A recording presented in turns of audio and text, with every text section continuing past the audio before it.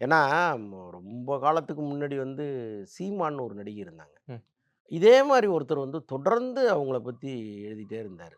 அப்போ என்ன பண்ணாங்கன்னா, ஒரு முறை படப்பிடிப்புல அவரு அந்த ஷூட்டிங் ஸ்பாட்டுக்கு வந்திருந்தாரு. இவங்க என்ன பண்ணாங்க, செருப்ப கழட்டி பின்னாடி மறைச்சுக்கிட்டு, "சார் ஒரு நிமிஷம் வாங்களேன்" அப்படின்னு கூப்பிட்டோனே, ஏதோ சொல்ல போறாங்க போல. எப்படி இருந்தாலும் அதிகபட்சம் திட்ட தானே போறாங்க அப்படின்ட்டு போயிட்டாரு.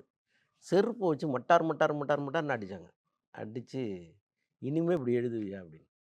இது வந்து நடக்கணும். நீங்க தவறு செய்கிற பட்சத்தில நீங்க ஓடி ஒளியறது, அடடா! நம்ம உண்மைய இவன் கண்டுபிடிச்சு சொல்லிட்டானேங்கிறது வேற.